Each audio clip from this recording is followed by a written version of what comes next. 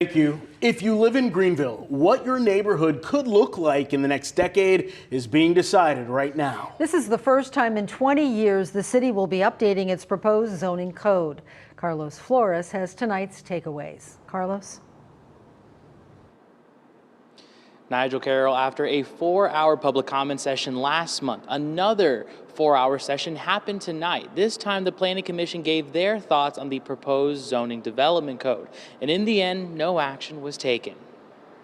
We want to make sure that we get this right. It was almost a full house at the start of tonight's special Planning Commission meeting. Everyone there waiting to hear the fate of the City of Greenville's proposed zoning development code. And tonight they learned they will have to wait a bit longer. Many neighbors voiced their concerns last month about the future zoning of their property in particular, or against the allowance of accessory dwelling units, better known as granny flats or mother-in-law suites. Using what was suggested, city staff adjusted the zoning of several churches across Greenville and added wording that would require the owner of a property to live in the main home or the granny flat in order to have an accessory dwelling unit, among other changes. Tonight, the commission took more of a detailed approach. Everything from the placement of garages, garage doors, driveways, retaining walls, and those are things that may not always sound the most exciting, but that actually are important to neighborhoods. Larvin emphasized that the proposed code is a living document and will be adjusted as the City of Greenville continues to grow. Mayor Knox White says having this approach is important in order for the city to grow properly. It's very important that we continue to have public comment, a chance for people to get educated about it,